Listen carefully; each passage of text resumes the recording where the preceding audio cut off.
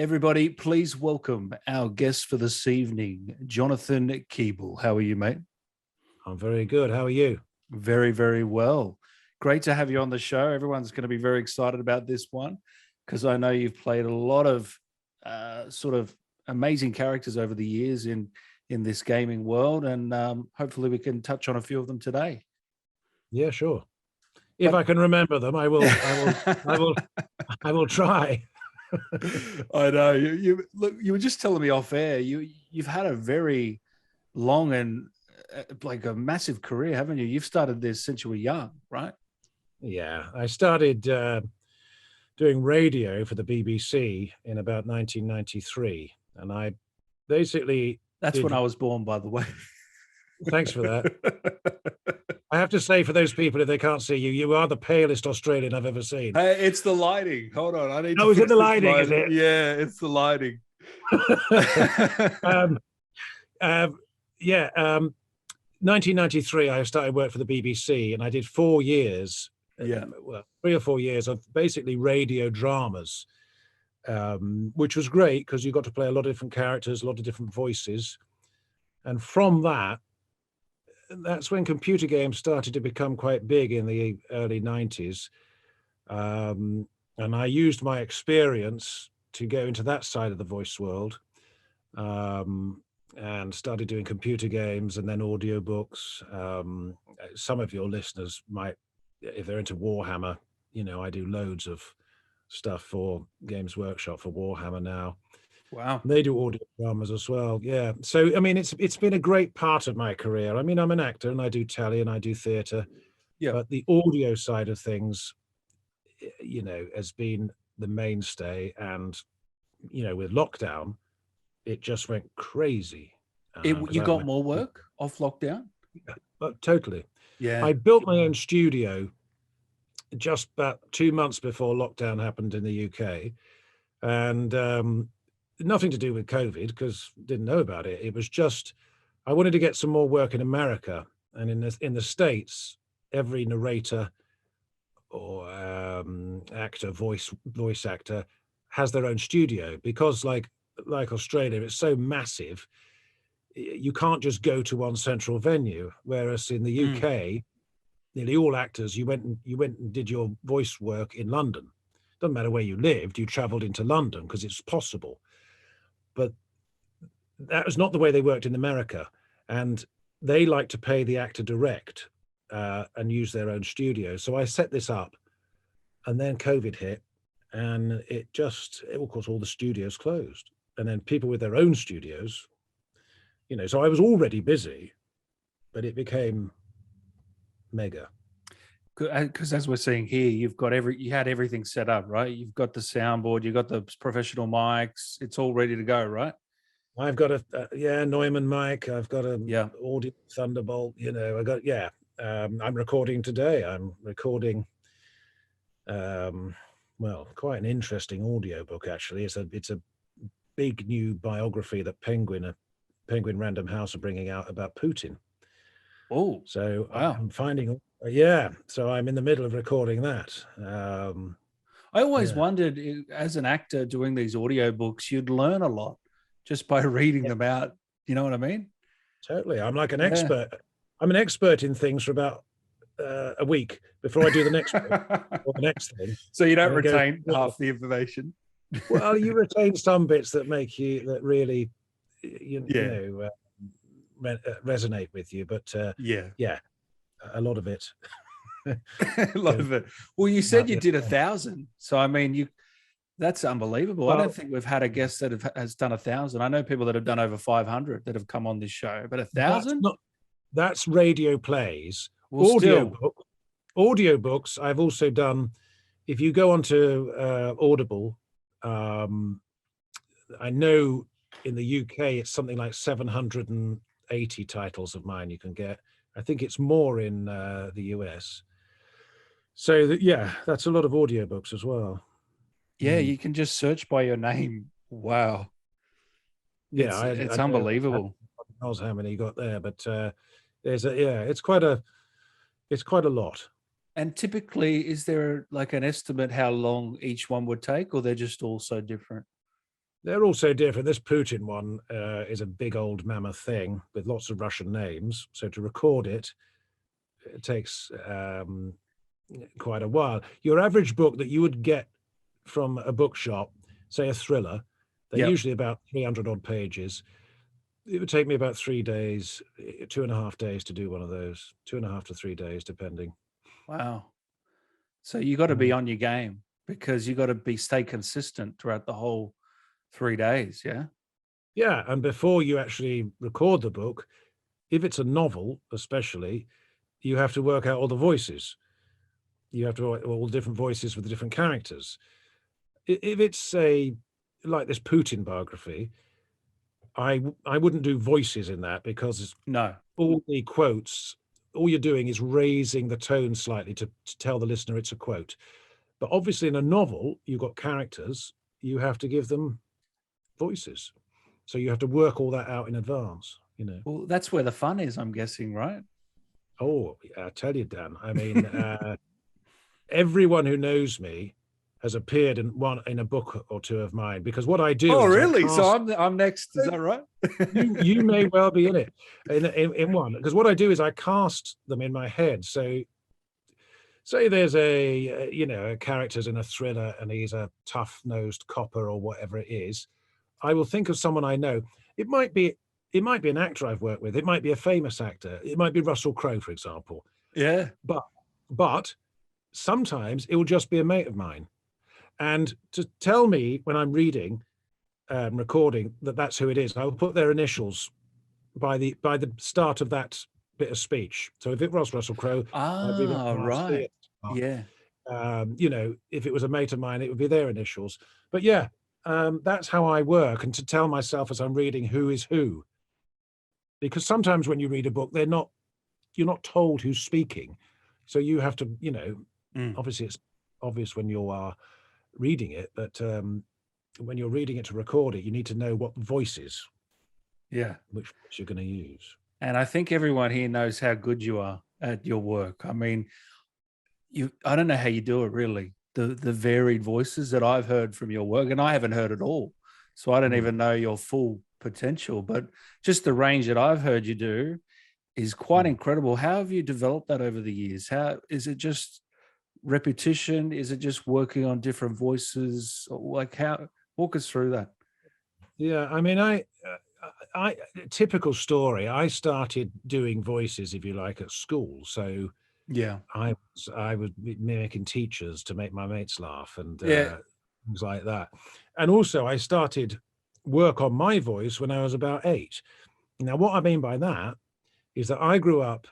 I know I sound very posh now. I sound very sort of pucker English gent type voice. That is not how I grew up. I grew up in Devon, which is in the West Country in England. I didn't go to a posh school or anything. I went to a comprehensive school, a state school. But I said to my dad, I want to be an actor. Now, my father wasn't in the business, so he thought actors were people like Laurence Olivier and all these very posh. So he would make me listen to the news, and I would have to repeat it because I spoke like that. You see, that was my accent, real Devon Really? accent. That's how I grew up. Wow. So Wow. I mean, nowadays you could probably become an actor with this voice because there are parts for everyone, right? But then my father thought, well, you can't be an actor and sound like that. So he would get me to listen to the news, and I would repeat what the newsreaders were saying as they said Wow. it. So I Yeah. sort of worked on my voice from at the age of 8. That's a crazy story. Yeah. Yeah, and and then just got into radio and did lots of different. You need to do lots of different accents when you're working for the BBC, for the BBC's radio drama company, because you often be playing 2 or 3 parts, like you are in a computer game, like you are in a cartoon. You have your one main part, and then you'll have lots of other parts that come along that they want you to play as well. So you get a facility for it. So is one of the mandatory sort of requirements is to know all the different types of English accents? Do you know what I mean? The different regions? Yeah. Yeah, And if you're asked to do something, you have to, if it's not one that some accents come naturally and yeah, others you have to work at. yeah, And if it's one that you have to work at, I would often, if I was doing an accent that I didn't really know, I would practice it just walking down the street. I must look like a madman, just talking to myself, reading street signs, reading shop signs, reading, with that accent, yeah, because all accents are rhythm, yeah, and it's about finding what that rhythm is. And yeah, once you get that into your head, you can start acting, because the main thing you don't want to do is be thinking about the accent when you're acting. You want to be thinking about the yeah. acting, And you that, know. yeah. So, how did it all come about with games? Because I'm fascinated to know you've been doing this for a while, and I believe your first game was back in early 2000s. Yeah, Ape Oh, Escape too, maybe. let me just have a look. I've got something Yeah. here. Um, And I love that you're in Killzone, because that's one of my classic games. I know you were just an additional sort of voice, but it is interesting to know that you were in that as well. You probably don't even remember half these games because they're probably yeah, just one session game, one session sort of in and out. Yeah, it depends on what the part was. I mean, yeah, something.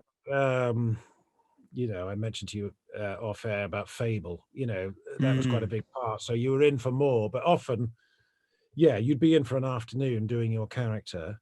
Um, and yeah, early 2000s is about right when the game started to kick in. Now, what's the And difference from then to now doing Elden Ring? Is there been a really big shift in your opinion of the games you're getting now, or is it similar? massive, Yeah, massive. The early games were shoot 'em up, kill 'em sort of games where it was all about the action. The actual speech, the actual script the was more or less story. the Yeah, story. You were there was you were there to die, really, or to yeah, it was very basic. I think Fable was one of the early, and another one I did called Genji. They were the two of the earliest ones where I thought, oh, this is interesting. There's proper writers on these now.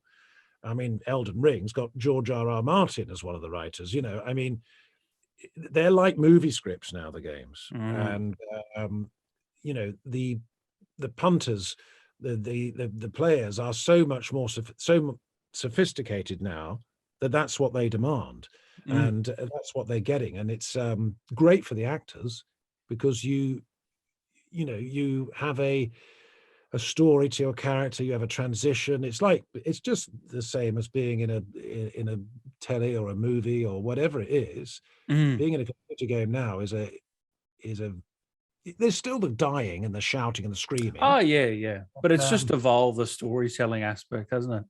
yeah, yeah. Yeah. They're much more entertaining now to do, and you know they're much more interactive for the actors than they used to be. The directors um, actually listen to your input Yeah. and Wow. take on board what you say, especially if you've done a few. I mean, Elden Ring wasn't the first one I've done for them. I did No, you Demon did some Souls of the before. Souls games, didn't you? Yeah, yeah. Yeah. So sort of you've gained their trust. Um, Yeah. and Yeah, because you yeah, did Demon Souls, right? That was for them back in 2009. that's right. Yeah. Demon Souls. Um, I tell you what, a weird story. I did one early one, was a thing called Dragon Quest, right? Oh, yeah. Now, Dragon Quest was so popular in Japan that when a new edition came out, um, after like the second or third time, they decided to make it a national holiday, because so many people were not turning up at work Imagine because they that. were at home playing Dragon Quest. Yeah. The Japanese, being very practical people, decided, well, we're not going to have a complaint about this. We'll just make it a national holiday. Oh, wow. Yeah, well, that was an early one, 2004. I remember that. Ape Escape. Yeah, that was hilarious. Yeah. Tell me about Ape Escape. What do you remember from that? Because you played the Red Monkey, yeah? played the Red Monkey and the Professor. I just remember it being quite funny. Pretty iconic role, really, for some people that played that. They'll definitely remember that character. Red Monkey, yeah. Yeah. No, I mean, I can't remember a lot about. Yeah. I can't remember a lot about the games, but I do remember because I did more than one. I just remember it being a job that when you went back to it, it was like, oh, this is going to be good fun. You know, some games are. Some games are more lighthearted, yeah. Yeah, and you know, you have a good time doing them. Yeah. So tell me about how you got the role in Elden Ring as Maliketh and Gurranq. Is that how you say it? Gurranq? Yeah, I think so. Well, that was a follow-on from the Demon Soul. I played one called Saint Urbane in the previous game. And this character, well, to be honest, I think part of the reason was there's a voice that I do, which I developed to do an ad over here for cinemas. There's a chain of cinemas over here called Audition, and years ago they wanted the voice of the guy in America, the Thunderthroat guy. Like in a world sort of thing. That voice down there. Whoa! How did you do that? So they wanted that voice. Wow. And what I did, I copied him, and this guy in America, he's a fascinating story in that he got mumps when he was 13, and he woke up one morning, and the mumps, you know, it can make men infertile or impotent or whatever. I can't remember, infertile, I think. But here, it affected his voice. So he woke up at the age of 13 or 14. With a voice down there. Can I have some candy, please? You know, you can imagine. Wow. And he was a bit of a freak. You know, he thought he was. He joined the Navy. He then became a sound engineer. And he had his own studio. And one day, the voiceover guy didn't turn up. And the client That's how he got the gig. You're kidding. Yeah, why don't you do it? Wow. And then he started. Of course, he became the voice of all the movie trailers. And he used to, I remember when I was listening to him to sort of try and copy him, he always used to emphasize the smallest word in every sentence. So it would be like Sylvester Stallone is, and then the name of the character. So I did that for Audition. And then in Elden Ring, there's a bit where he changes into this creature. Yeah, so can you confirm they're the same person, right? Those two characters? The change that happens. Yeah, but that voice is the that voice is the I was just saying about that voice that you create a rod for your own back, because sometimes if you choose to do a voice and then later on they want you to do a part like that again but bigger, you then spend the whole day speaking like that. Well, and you end up, that would F your throat, no? Well, exactly. It's hard work. So how do you balance that? Like, do you take tea? Do you do it just for 30 minutes at a time, or what? Yeah, I mean, you know, that voice is so extreme. Yeah. That usually the characters who have that voice don't talk too much. Don't have huge amounts to say. No, it's true. It is true. Yeah. Yeah, which so that works well. But it's worth bearing in mind. You know, there's a whole Warhammer thing that I do called the Skaven, who are these rats, and I created a voice for them, which is a very high pitched sort of squeaky thing, which is hard work. And there's a whole book of them. So, you know, but once you've created the voice of these things, you're stuck. You're stuck. I mean, because so you're shooting yourself in the foot, sort of. Yeah. Sometimes. But you know, you've got to go for these things. You know, you can't do these things half-heartedly. It's like the screaming and the dying and things. When you record in a computer game, if there are shouts and screams, and when there usually are, they're always recorded at the end, so you can give it everything. before, rather than during the session, because you can't hold back. If someone's screaming as they're dying, you can't use voice projection from your diaphragm for that. That's not how people scream when they're dying. Yeah, right. So walk us through. So was this just a normal audition for Elden Ring?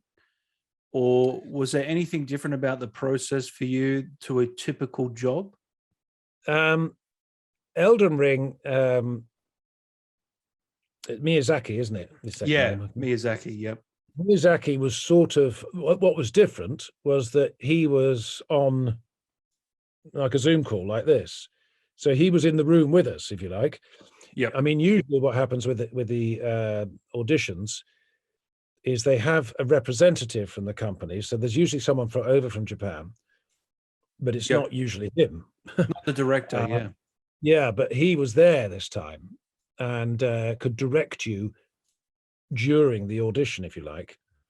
So that was great. So you really, you could really, sometimes you're second guessing, even if someone's a very good middleman passing on what Miyazaki might want, it's much better coming from him. And then you can try and give him what he wants, a direct line, so to speak. And and I knew the guy who was the English voice director. He was I've worked on lots of games with him. Yeah. And he was great. And yeah, it's a very friendly atmosphere, actually. It's the voice world generally, computer games, radio, ads, whatever. It's a very friendly atmosphere. Usually people aren't worried about things that they are worried about when they do telly. They're not worried Less about egos. You what? Less egos. Less egos. They're not worried about how they look. They don't have to look their best. They don't have to learn the lines. It's all there on a screen for you. It's all about you just acting the lines, and yeah, there's less ego there, and which means that people behave better, shall we say? Because sometimes with creative types, the ego gets in the way, and you get a bit prima donna-ish. People can. Well, I'm sure you've seen a few of those over the years, eh? I have. Yeah. But very few in the voice world. Yeah. For that reason, because most actors just love doing it. They love being in a studio, not having to think about, where to stand and all the rest of it. It's all a controlled environment where everything is geared to getting the best performance out of you. Whereas in telly, they're worried about the framing of the shot. They're worried about this, all different things that are out of your control. With radio, with audio, it's so much easier. And with games, you're asking me how things have changed. Well, one of the way that things have changed with games and with cartoons is that now we record the voice first and they animate around you.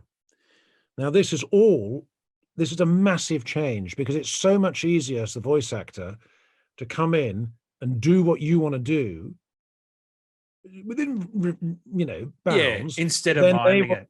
But then they will work around you. And I know with CGI, with computers, it's become easier, but it even happened before then. The big change in voice acting was The Simpsons.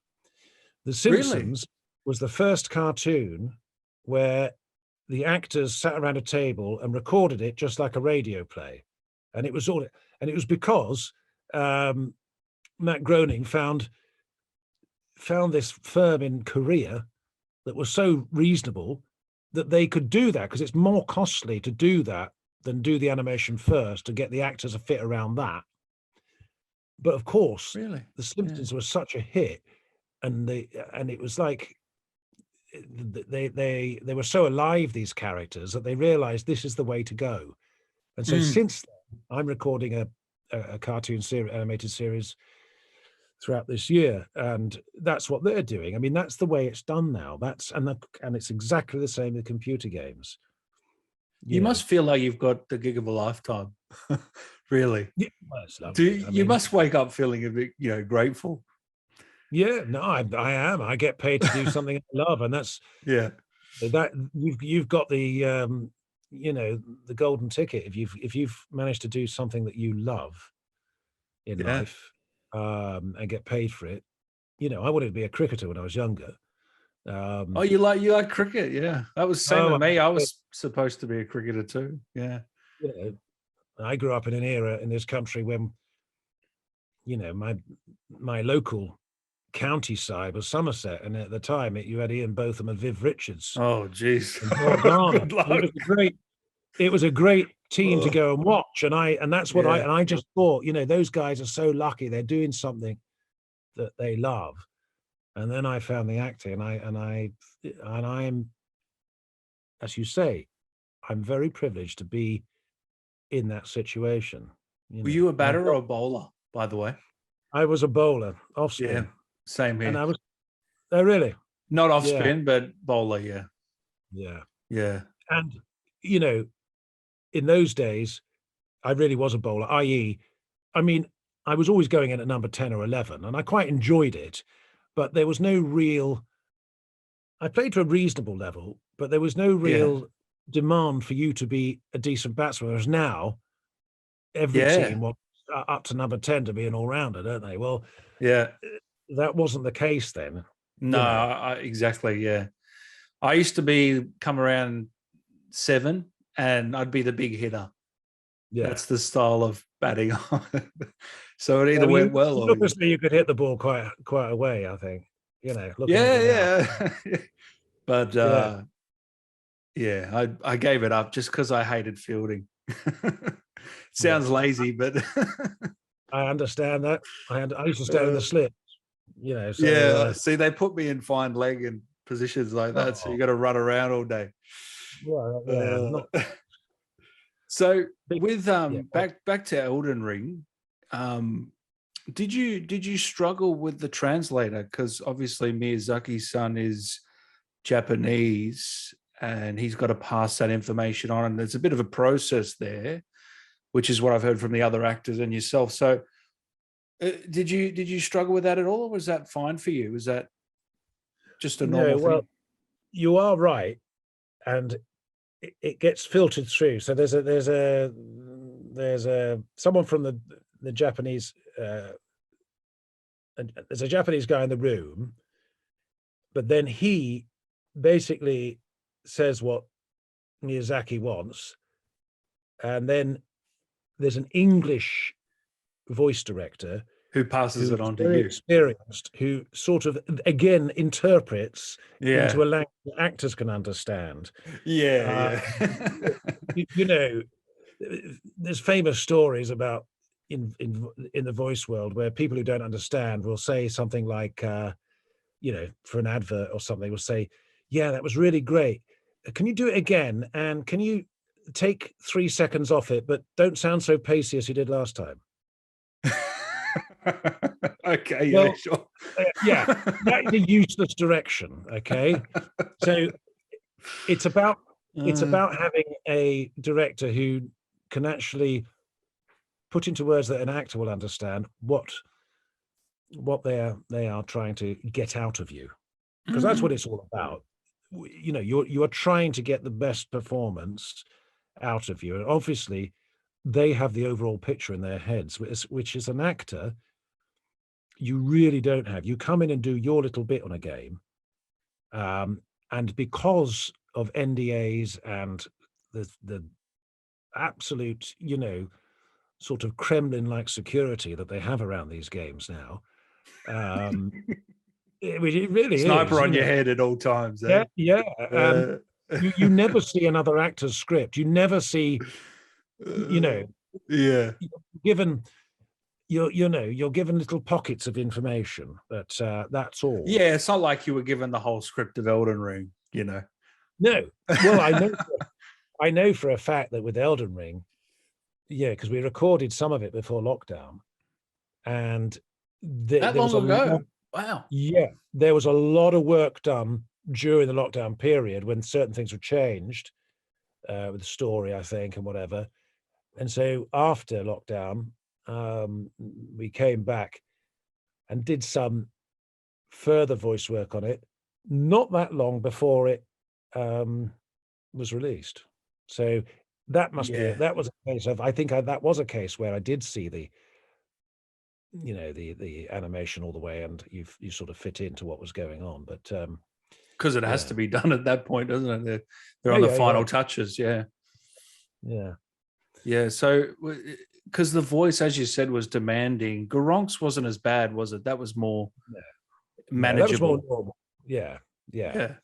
yeah. Because you have to have the change.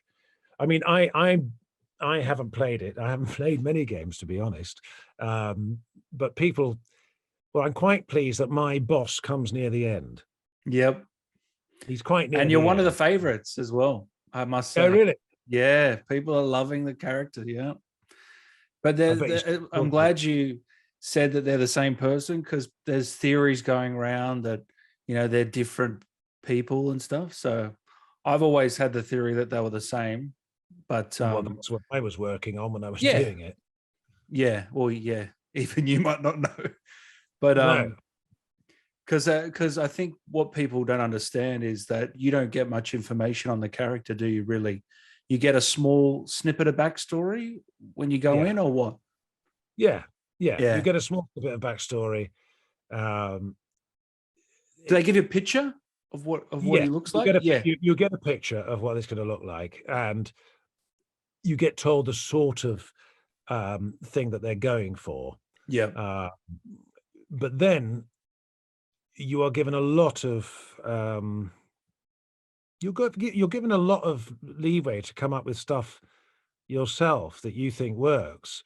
Um, Not with computer games so much, but certainly with cartoons. Often you'll get a they'll say they'll have a voice reference. Oh, we want this one to sound like Vin Diesel. So you might do a voice like Vin Diesel, but then you might think something else, and then that will work. Mm. And they actually, and with the computer games, with Elden Ring, I knew that he had to be turn into this beast, and I knew that they knew that I did that sort of voice. So you were sort of prepared, yeah. You I was sort of, sort of prepared, yeah. for why I was there. Is it? Did you audition with that voice? Was that the auditioning process the same voice that came out in the end? Yeah. Yeah. More or less. Yeah. And when you're auditioning, are you auditioning for one character or multiple? Like, walk me through that. Well, that depends on the game. Sometimes, Right. if there's so many characters, and it depends on their budget, to be honest, because obviously, you're paid for the session and then a buyout. Well, if you can do your character in that session and then do maybe another one for them, all the better. But with Elden Ring, the budget wasn't really a problem, and so that's a big cast in Elden Ring, and more or less those voices, you've only got one person doing one thing. Do you know the reach of this game? Do you have any idea how big this game is?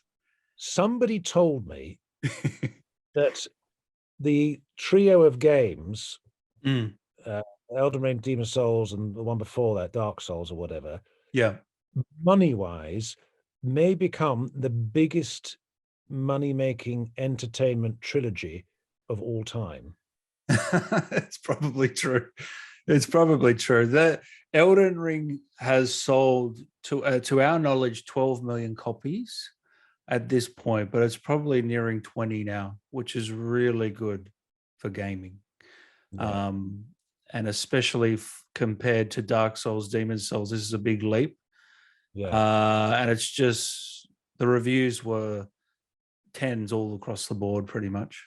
I mean, 96 out of 100 it's sitting on in Metacritic. So, yeah.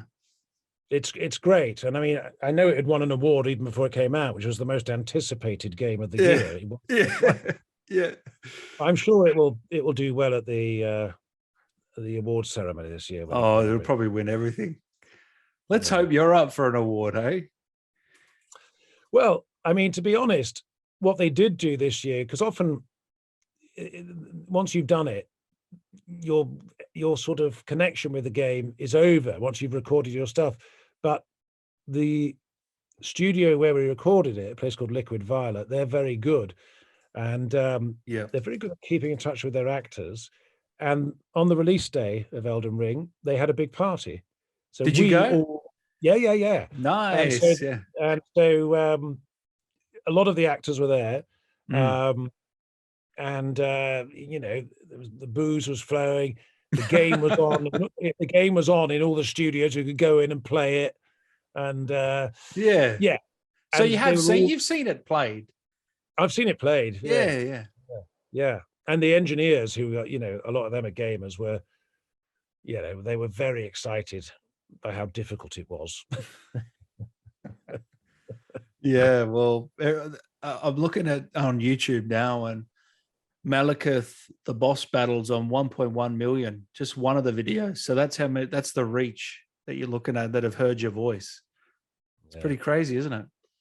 It is mad. It is mad. And as I said to you early on, you know, as an actor, you go in and do a job and you don't have any idea of the reach that it's going to be. I mean, going back to old games, I did one years ago, Star Wars, the Old Republic. Oh, what a classic. Yeah. And I was at a Comic-Con recently. I was asked to go and, you know, be part of that, mainly through the games I've done and the Warhammer stuff. And a girl turned up, you know, in the cosplay thing. She came dressed as a Star Wars character. And she had come just because of that game, you know, because she wanted to get an autograph or whatever. And she was asking me, you know, about it. Well, that game, I played something like 20 characters, you know. I was going to say, I'm looking at the list here. You've got a few. Yeah. And I do remember there's a little story about that. We recorded that, and there were these two guys from the States. And they basically said they wanted the voices all to be sort of RP, slightly, maybe what we would say off. By that, I mean sort of just slightly London, but not very London. Okay. I wanted all the same, right? Yeah. And at one point, I'm playing 20 characters, and I said to these guys, I said, look, couldn't we just, I don't know, couldn't we do something different with an accent? I don't know, make this guy from Northern Ireland. And these Americans looked at me like I was mad and said, wow, God, I don't know. What do you think? And they made a phone call. I swear on my kids' lives, they phoned up Skywalker Ranch. No, they did not. Seriously, mate, seriously. And got hold of George Lucas. Oh my goodness! I kid you not. That is crazy. And said, "Look, there's this guy. He wants to do an accent. He wants to play this guy in Northern Irish. What do you think, Mr. Lucas?" And evidently, George Lucas said to them, "Why not? The universe is a big place." Wow, that is crazy. Just to give you guys listening a couple of the characters: Agent Delicon, Captain Shivanek, Commander Gurranq, Commander Tarkus, Fixer 2, General Mirian, Imperial Citizen. We could go on. I've never seen that many build characters for someone in a game. You really put your work in on that one, didn't you? Yeah. Well, they got their money's worth. Oh, did they? Did they ever? Yeah. Shit. Far out. That's sort of been my shtick, really, has been, you know, I'm quite cheap in that I make it easy for them, so I can play lots of different characters. Well, it's a compliment, isn't it? Really? Oh yeah. No, it is, and I enjoy it, and I like both. I like, you know, I like the sort of focus of playing one, and I like the fun and challenge of playing, you know, a multitude of characters. Yeah. You mentioned earlier buyout. Can you explain that to the people that might not know what that is? Yeah, I mean, traditionally, actors have been paid for things. Either you get a fee to go and do your studio session, Hmm. and then there's you either get paid repeat fees, i.e., or a percentage of sales, or you get a buyout. Now, you know, there's hardly anything where you get repeat fees or percentages now. They're so massive, the sales. I don't know how they'd, it would be great for the actors, but no, it's all buyouts now. And by that, they'll give you a wad of cash to To keep sort you of happy. to keep you happy and say that's it. You don't get any more from and Yeah, yeah. which is the people who are on repeat fees for like TV programs and ads and things all over the world. They were on a very, very good deal because these programs have been, if you think of any, I don't know, any Like sort of classic Friends, the guys from yeah, Friends. Yeah, yeah. I mean, shown all over the world. Every time it's shown, they get something. yeah, I mean, I have actually done a few cartoon series where that's been the case, and yeah, it's yeah, very nice. But it happens very rarely now. It's nearly always what they call a buyout, yeah. which is Right. still. I mean, I am not complaining. It's it's a joy to be able to get paid for doing something that you love and paid reasonably well. But yeah, the buyout days. Can you imagine if I had a percentage of Elden Ring? Yeah, I wouldn't mind a bit of that pie. Even 1%, I would take that. Yeah. What I'll tell are you the what? fame. Yeah, Yeah, go on. no, I'll please. just tell you a little famous story about that. Yeah, You know the series The Office? which Yeah, one? with I Ricky. know both, but yeah, Well, Ricky Gervais's yeah, I Office, love right? that one. Yeah. Yeah, The very first series, well, all of the series, the Brit series, yeah. the BBC, for some reason, they thought they were going to make it, but they didn't believe in it at all. And so instead of paying the actors a reasonable amount, they paid them the minimum wage they could, but said, but everyone who's in it gets a half a percentage of any DVD sales. Well, all of those people in the office that you see in the background, they aren't extras, they're actors, because Ricky Gervais wanted proper actors in the background. He didn't want extras. Oh wow.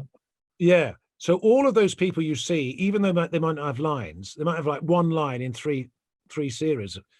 In fact, I worked with a guy who that was the case. I think he spoke twice in 3 series, but he's there in the office, right? Well, obviously it went through the roof. And because of the DVD sales, his little half a percent, he was earning £100,000 a year off of that. That's insane. Yeah. That is Yeah. crazy. Wow. Yeah. Well, the BBC will never make that mistake again, I can tell. Wow. I do love that series. I actually like it more than the US one. Now, people will crucify me for that, but I don't know. I just think it's a bit of a classic, the Ricky Yeah. Gervais version. But It just depends on your sense of humor as yeah, well. yeah. So what do your kids or friends or family think of your line of work? Are they fascinated by that? Are they desensitized? The kids, it's always, a profit in your own home or profit in your own hometown type thing. So the kids, it's more their friends who Yeah, are slightly, I don't know, they get something out of meeting me.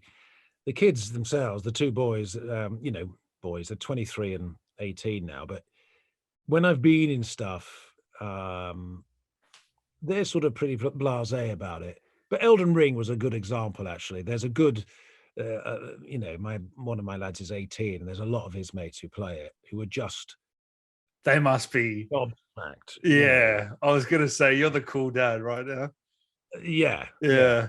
but not at home. No, Not with not my at home. friends, Never. but with them I was. Yeah, yeah, Yeah. and that's been quite nice. And you sort of forget when you meet them, and they're a bit tongue tied and sort of, and they're your They're actually kids' nervous, mate. some of them. Yeah. Oh, Mm. that's sort of, yeah, that's cute. Yeah, right. And have you had that happen before to this sort of scale with Elden Ring, on other projects? Or I'm curious. I've had it with certain cartoon series in this country, which were very big, and obviously with the boys who were at school. Yeah. There was a thing called Strange Hill High, which was very big in this country that I was in, and that happened with that. The computer games, no, with computer games, it tends to be, I don't realize it until I go into a situation. For example, I'm often asked to go and give what they call master classes, for want of a better word, at drama schools, RADA and Central and places like that. And I will be talking to the students and they'll ask me about maybe a computer game, and I'll mention something which they played as kids, and they'll get absolutely, these are would-be actors, but they get a bit silly and a bit sort of, childish. Funny. Suddenly there's Jack of Blades from Fable or whatever it is, Red Monkeys in there, Professor Layton, sitting there or whatever, So it has happened to a certain amount, but Elden Ring has been a biggie, I have to say. Oh, I got a couple more for you because I know you're a busy man. What is there a character that you'd love to play if you could get your pick of the mill? Is there a character that you would love to do at all? Well, yeah. I've been very lucky, in theatre and telly and with the voice work. I've played a lot of lovely parts. I'm probably too old now, but I would have loved to have played on the stage Richard III. Really? Shakespeare, yeah. I played Hamlet. I played Hamlet when I was 18 in theatre. But yeah, Richard III. Why Richard III? I just think he's a really wonderfully complex, evil character. I play a lot of villains with my voice. I tend to play a lot of villains, and he is a wonderfully villainous character, but he's very seductive and sort of. It'd be fun, that's for sure. Yeah. So I suppose I'd have to say that. Yeah. I can't think of. Do you still do much theatre these days? I haven't done any theatre since before lockdown. Yeah. The last theatre I did was at the Globe Theatre in London, which I still enjoy, but nowadays it has to be really worth my while. Because it's a lot of time, isn't it?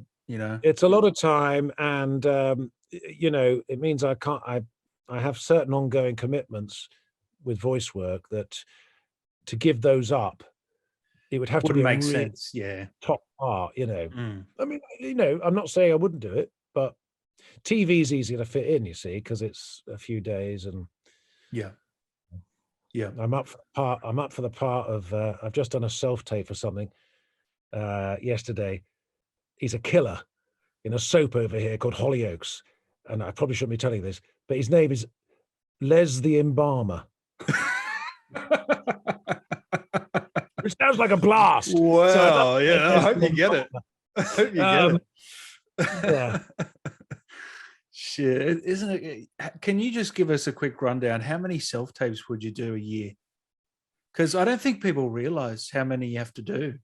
Well, you see that with the TV casting now, you used to go somewhere and talk to someone and be in a room with them and they'd film you. Yeah. But since lockdown, it's all self-tape, and that's not going to change. That's one of the things in our business. The same with home studios, because people have set up these home studios. That ain't changing now. It's never going to be like it was, where you all went to London and recorded stuff. I mean, something like Elden Ring, you go to a massive studio and do it. But lots of voice work will now be in studios, and self-tapes is the norm. So I reckon I must do about 4 or 5 a month, I suppose, and that's something to get used to as well, because of just filming yourself and, knowing how all that works. It's a different process, isn't it, than being in person? It's a bit of a change, isn't it? Totally different world. And Yeah. I'm lucky and I'm fair, certainly with the voice stuff, if I have to test for anything, I've got my own studio. I've got Pro Tools. I've got, a Neumann, TLM 103. I've got everything to make me sound as good as I can sound, which gives me a huge advantage over people who haven't got that. And I often understand that, it's become a business where you need to be that tech savvy. And the same as self-taping, these are people whose lives are devoted to how things look if it's telly. So if your self-tape looks naff, it's not going to reflect well on you. And I feel very sorry for people older than me. I've got actor friends who are in their 70s. It's frightening for them. It's different world. Yeah. It's a different world. Their training was all about going into a room with someone and charming them. Yeah. And now it's all about setting up an iPad to film yourself. Yeah. Making sure your background's right. And this is not what they bought into. Yeah. Have you always been tech savvy yourself? No. No? No. I mean, I've learned to be. I mean, yeah. I thought this was going to be quite a gentle process with the home studio and learning to edit myself and everything. But because of COVID, it was a crash course. And so I'm because of the lockdown. But yeah, I'm delighted that I can work my way around Pro Tools now and sort of, it means I can live anywhere as well. That's the joy of it. I want to go back to the coast where I grew up by the coast. I want to move back to the sea. And I can do that now. I can, as long as I have a room that is soundproofed, I have all the equipment. I don't need to be traveling into London anymore to do stuff. I did 25 years of living in London and then another 10 years of traveling there very frequently. Well, lockdown has changed that for a lot of people in lots of ways. There's lots more home working. People will go back to the office, but in London now, for example, Thursday night is the new Friday. Friday is empty now, more or less, in London because people aren't working in London on Friday or Monday. They work in London Tuesday, Wednesday, Thursday. Have a big, party night on Thursday, go out for a few drinks, and Friday they're working from home. They have a long weekend. And I think that work-life balance is probably gonna stay. Well, there's some good things. There's some good and bad things about it, isn't there? Really, but we just have to learn to adapt. Yeah, I mean, I really wouldn't like it to be, everyone working from home because that'll lose when you're 20 years old, you don't want to be stuck in a cupboard, in front of a computer. You want to be going into town and meeting people and, it's all very well for an old fart like me who's done it all, but for come on, you're not an old fart. Younger people, But anyway, an old fart wouldn't be a star in Elden Ring. I'll give you that. So quickly, what mic do you recommend? Which one do you have, by the way? Because I'm going to get your one, I reckon. It's a Neumann TLM 103. Yeah, there's a 102 and a 103. The 102 is cheaper. This is about the 103 is the sort of studio level. They're not cheap. I know that. It's I don't know what it'd be in Aussie dollars, but it's about 900 quid here. Yeah. But the TLM 102 is a good £300 or £400 cheaper than that, and is, I would say, as good. The reason I went for the TLM 103 was that when I did my research into all this, when you get work in the States, they want you to send them your spec. They want to know what you've got. What mic have you got? What interface have you got? And of course, if you put the top thing, it's being a label sort of junkie almost. It's sort of no. I 100% understand it. Yeah, 100%. So any advantage you can get, because it's very competitive field. Let's be honest. It is a massively competitive field. Yeah. And I've always said to when I talk to younger actors wanting to get into it, the joy about audio, computer games, radio drama, whatever it is that it's very democratic. They don't care whether you've been at the Royal National Theatre or the RSC for 5 years, or if you haven't had a job for 2 years. They listen to your show reel or your test or whatever it is, and if your voice really zings to them, then they're going to get you in. And that's a very democratic way that it doesn't really happen in a lot of our areas, and it doesn't matter what you look like. Again, that is a very big thing these days. In telly, you more or less get to play who or what you are and where you're from, whereas with the radio and with you have to be able to often play multiple characters. And that's great fun for an actor. So it's a really it's a great part of the industry to get involved in. Yeah. And did you have any advice? Do you have any quick advice for anyone that's looking to get into acting in general, voice acting, or any of those creative arts? Yeah, well, voice acting, I would say the main thing is to get to know your voice. We all look at ourselves in the mirror every day. We sort of know what we look like, but most of us only ever hear our voices recorded on an answer phone or something like that. It's a very poor recreation. It's often why, if you listen to your voice, people go, "Oh my God, did I sound like that? Oh no!" Get to know your voice. Record yourself speaking, record yourself reading something. Get to know what you're good at. Get to know what you need work on. But if you want to try and get into voice acting, you make a show reel. It's much easier now. You can even do something with an iPad and record now because people are used to receiving tests and things through an iPad or for an iPhone. They will listen to stuff, whereas in the past it used to have to be recorded in a studio and was very expensive. It has actually become a lot cheaper.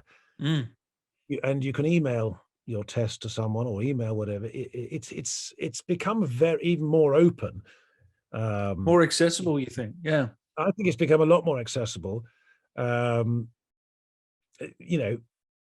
Telly side, movie side, theatre side is still quite traditional way of becoming an actor. You need to do a bit of training and get an agent and all those but things. Still, I like to tell people that you do have to be an actor at your core to do voiceover. You can't just do silly voice. You have to be an actor still, don't you? You have to have some of the same qualities, don't you? Totally. But there's a big difference. There are people who are just voiceovers and they're not actors. Exactly. All the people that you will have talked to about your games and things, about they are actors who are appearing in a computer game, the same as they're appearing in a telly or whatever. And I think that's more or less the same the world over as well. I don't think I know in Japan, those voice actors in Japan are very highly thought of as actors. And I think it's more or less the same everywhere. But you need to be an actor. You can't just put on silly voices. Is there anything you want to say to the Elden Ring fans while I've got you? Anything you wanted to let them know? Just that I hope you enjoy it, and if that thing flashes up you died, don't be too distraught. Next time you might not. And do you have any upcoming projects you can talk about? Because I know you got the snipers. Is there anything, like any more games or anything you can talk about, or is it all under the rug at the moment? There is one coming up, but I can't really talk about that. There's an animation I'm doing, I think called Sasha and Milo, which is coming out. Will be coming out next year. That's that might be go worldwide. That's the thing for like probably 6 to 10-year-old kids, in which I play the villain again, who is half cat, half man. What sort of voice do you do for that, if you don't mind me hearing? Well, he's actually very sort of an Alan Rickman type sort of villain, English villain, sort of the very understated, sort of just devious. Yeah, villain. because you can't go too over the top for a kids show, or it'll be too scary, No. Yeah. And occasionally the cat side of him comes out, and you'll get sort of noises and all that sort of thing go on. You play a lot of different animals and beasts, don't you? Monkeys and beasts and cats and oh, it's fantastic. I really appreciate you coming on the show, mate. I hope you had a good time. Very, very much so. Lovely to speak to you, Dan. Thank you, mate. And before I let you go, can I quickly get Maliketh to say something to Dan? Just quickly. Keep the faith, Dan. Thank you, John. Thank you, mate. I really appreciate it, guys. Make sure you keep a lock on this man. He's got 700 Audible shows that you can listen to right now on Audible. Is that right? Yep. They're all there, and you're in about 100 games, and I'm sure we're going to hear you very, very soon. I hope so. Thank you, mate. All right. Have a great day. Cheers. Cheers.